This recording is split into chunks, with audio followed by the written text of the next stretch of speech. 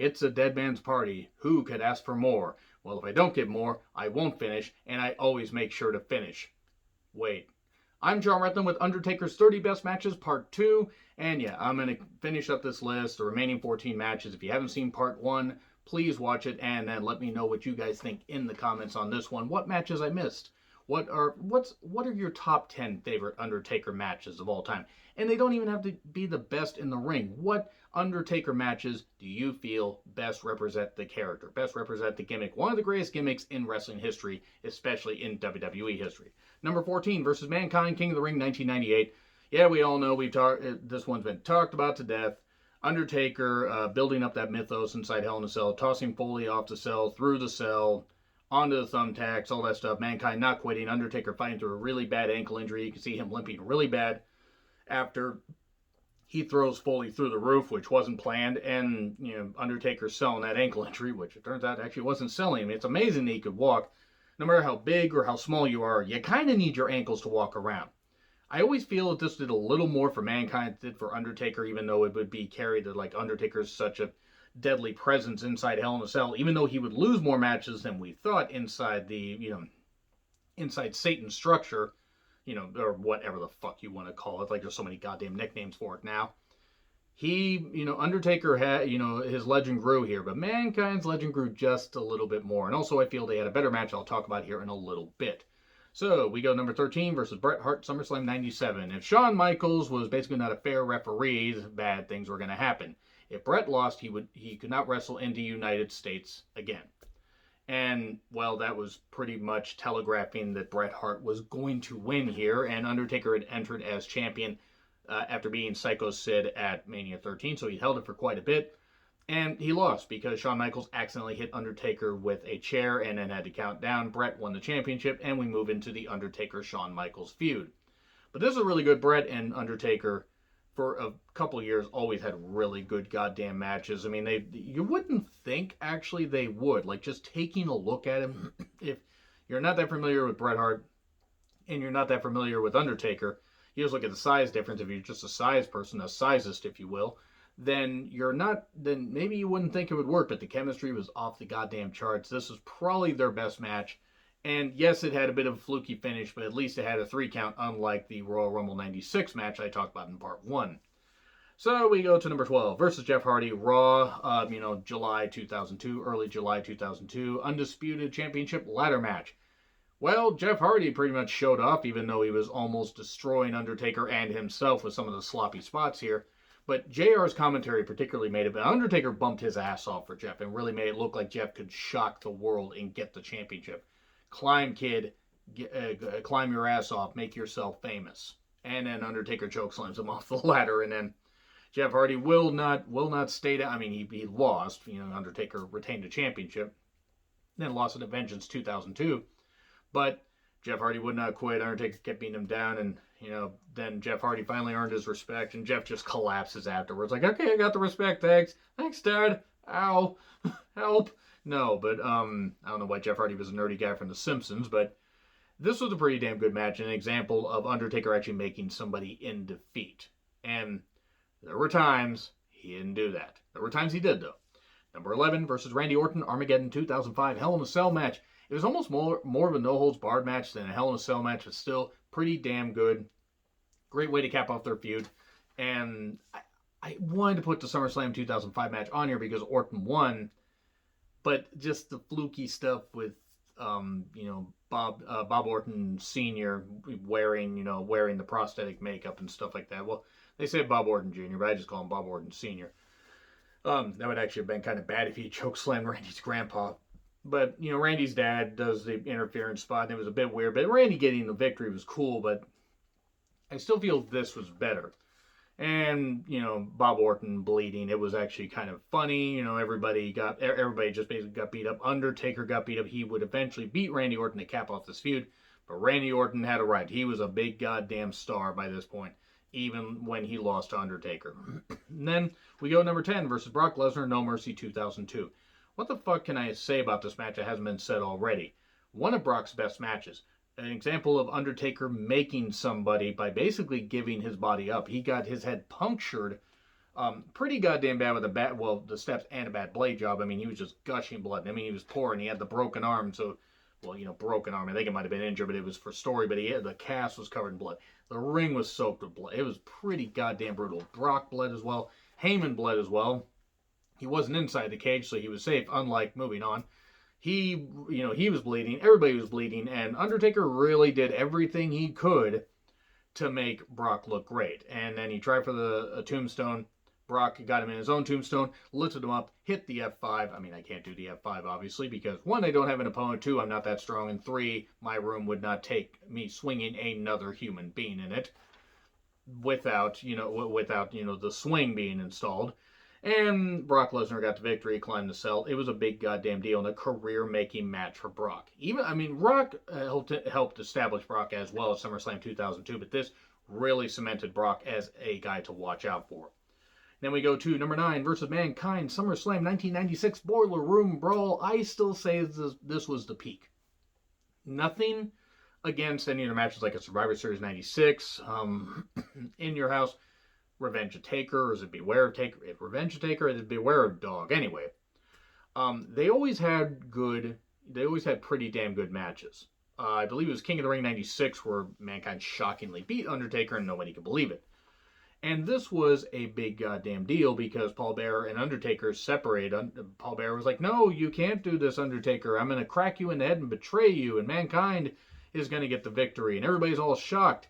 Even though I think it was kind of telegraphed, even as a 15-year-old, I kind of saw it coming. I didn't understand why they broke them up, but it sort of made sense. Undertaker got more of an edge, somebody he trusted for a number of years. And Mankind got to align with Paul Bearer, and it was a pretty damn big deal. And they would still have good to great matches afterwards, but I feel this was just perfect. The one-camera shoot, the craziness of the brawl, the fact that it almost felt horror movie-like. This is how you could do something cinematic without seeming bullshit, at least in my opinion. And then we get to number 8, versus Edge at Mania 24. It was a really, really, hard debate between this and the SummerSlam 08 matches to which one I would put on, which one I would put in the top 10. It turned out I put both, but which one did I rank above? Well, you can tell. Mania 24. Now, this was as close as somebody got to ending the streak besides Orton. This was a big goddamn deal. Edge, hitting a few spears. A couple spears that got caught in the second spear with Hell's Gate, he would lose. But it was a big deal for Edge to main event, with the World Heavyweight Championship, especially since they've been pushing him. But him and Undertaker had a really good goddamn feud. If I had to come up with Undertaker's 10 best feuds, I'd say Edge would be in the top 5. Him and Edge worked really well together. Edge was a great smarmy chicken shit heel that could really hit hard and was really goddamn good, but always felt he had to cheat. The Ultimate Opportunist. This was built up from that May Cage match in 07 when Edge had cashed in the Money in the Bank briefcase he had won from Mr. Kennedy. And it was just finally Undertaker after Wayne in No Way Out 2008. The Elimination Chamber match was finally able to get his hands on Edge, get his revenge, and beat him. And then they kind of made the thing afterwards, even with some good matches. But this was still really goddamn good. Number 7, versus Kane, Mania 14, the Ultimate Clash, the two brothers. Kane's alive! I can't do the Paul Bearer voice, I apologize. By the way, the story of Paul Bearer, the little documentary on the network's actually pretty goddamn good. I didn't review it. I don't have time to review every single thing. I'm sorry. I have not won the lottery yet, so I do not have the opportunity to stay home. I have to work. Not that you asked, but I have to work, damn it. Leave me alone. Whatever. Anyway, versus Kane at Mania 14. Big clash. The two brothers finally coming face to face. Undertaker had the Druid entrance. That was really cool. Kane, this is when he was unstoppable, and it took 3 tombstones to keep him down. But this was Kane. This is Kane and Undertaker, a big storyline build. I'm not saying it's the greatest storyline ever. It's one of the best built storylines long-term that WWE did in a while. Because they started all the way back in June of 97. Late June, early July of 97. Kane's alive! And then they would go from there. And then Undertaker would, see Kane at Bad Blood 97. They would build this up for a while. And this is a really good way to blow it off. And Kane did not look weak. He kept kicking out of the tombstone. Eventually, the third one kept him down. But not for goddamn long. Because Kane was a fucking monster. It's hard to believe this is the same guy that was Isaac Yankem and the fake Diesel and the Christmas creature. The fact that the fact that Fake Diesel actually may be the best gimmick out of those three should tell you just how much bullshit Kane had to deal with. But a great goddamn match. And then we get to number 6 versus Edge, SummerSlam 2008. Hell in a Cell. Vicky Guerrero was upset because Edge had cheated on her. Vicky, Edge had cheated on a few people. And that's in real life. I don't know how the fuck you didn't know this was going to happen. Was it Alicia Fox? Was it Alicia Fox who was a wedding planner? What a weird way to debut Alicia Fox. They really know what to fucking do with her. Even with any personal issues that she thankfully got over, they never knew what to do with her. But this was great shit. It just tops their Mania 24 match because it had weapons. It was a little more bloody. It was a little more brutal. Even though this was during the PG era, they had just gone PG. This was pretty goddamn violent. And Undertaker sent Edge to hell through the ring and then set on fire. So seemingly, Edge was a crispy Canadian right there. Except he showed up a few months later and interfered, and then would go back to being the ultimate opportunist. So, this was good stuff, though. Really, really good Hell in a Cell match. Number 5 versus Shawn Michaels, Bad Blood 1997. I reviewed this one ad nauseum. I talked about my favorite Hell in a Cell matches of all time. You can check that out there. But Shawn, the European champion at the time, this was the fallout after their match at In Your House Ground Zero ended in controversy. This was no goddamn way that this match was not going to end with Undertaker flattening Shawn Michaels. And then Kane debuted. That's gotta be Kane! That's gotta be Kane! Moving on. Shawn Michaels would win despite having, blood pouring out of his goddamn face. And then earlier he would got hot-shotted into the cage. And you could see it. And I mean, I'm not saying you can't see other wrestlers do it, but you could just see it so obvious. Hey, I'm gonna hot-shot you. Okay, zip. Just blades himself right there and then gets launched in there. Go back and watch it if they haven't added it off. Go back and check it out. If you have the Hell in a Cell DVD, check it out. You can intentionally see Shawn doing that. And then they climb the cage. Shawn gets sent halfway down the cage, to the announcer's table, gets cracked in the head, then Kane debuts, and then Shawn Michaels wins. It was just great. He ripped the door off its hinges. It was a really good match, though. Really, really good. Establishing the Hell in a Cell match as something that could blow off a feud. And you send Undertaker in a different direction to feud with Kane, even though he wouldn't fight his brother for a number of months until the aforementioned Mania 14 clash. And then we go number 4 versus Triple H, Mania 28. I really didn't want to rank this high, but honestly, looking back on it, thinking about it, end of an era, Shawn Michaels as a referee, a lot of the personal story to it, it really deserves to be in the top 5. Now, I will say this, Shawn Michaels' overacting was a little bit much. That's what almost made me knock this out of the top 10. But Triple H, who I'm not that big of a fan of, and is not the savior of WWE like some people say, another rant for another day, him and Undertaker laid into each other with brutal chair shots and just a whole bunch of stuff. To me, this made up for their Mania 27 clash, which is not on this list because I didn't like it. I didn't think it was all that great. I thought it had some moments that were pretty good, but overall I felt went a little bit too long, and it had a really, really close near fall. Super kick, pedigree, streak's over. Oh no! Undertaker just manages to kick out and then eventually beats the shit out of Triple H and wins.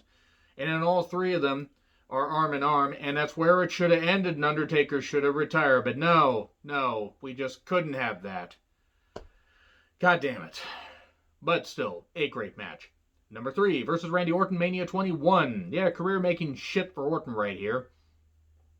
I mean, at least against The Undertaker. I would argue that match that he had at Backlash 2004 against Foley was just as career-making, like as far as building up to shit like this, but Orton proved he, belonged with Undertaker. He countered a lot of Undertaker's offense. The RKO out of the chokeslam was fucking beautiful. That was goddamn great. And even though Orton tried, he couldn't beat Undertaker's streak, but you knew that this feud wasn't over. And it was really, really good shit. And I also love the fact that Undertaker glided to the ring, and the first thing I said when I watched this on pay-per-views, wee. But, little stupid joke there. Honestly, the match with Randy Orton was really goddamn good. And now, I'm just going to say them both at the same time. Number 2, Mania 26 against Shawn Michaels. Number 1, Mania 25 against Shawn Michaels. 1 and 1A, basically. The career versus streak match of Mania 26 was goddamn great. Just stay down, and then Shawn Michaels slaps him, and then Undertaker gets upset and hits that violent tombstone, just spiking him. And then Shawn Michaels says, I'm going to drive my kids nuts in 3 weeks. And Shawn Michaels stayed retired and never fucking came back. Shawn, you idiot. You fucking goddamn idiot. Yeah, I know he came back for a bunch of, blood money and everything, and great, good, good. I hope ruining your retirement and a bit of your legacy was fucking worth it. He's not the only wrestler to come back, like, way after retirement. I mean, Terry Funk came back a whole bunch. Ole Anderson came back a whole goddamn bunch. And let's not even mention Bret Hart's 2010 comeback. Oh, dear.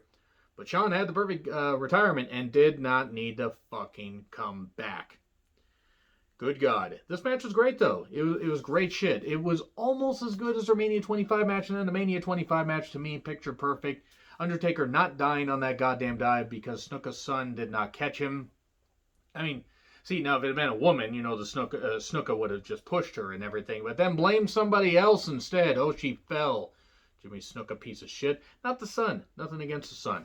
But Undertaker not dying on that dive, the meme-worthy expression on his face when Shawn kicked out of the tombstone. It was great shit. This was really good stuff. It was one of, I'd say, the best match in WrestleMania history. One of the best matches in WWE history.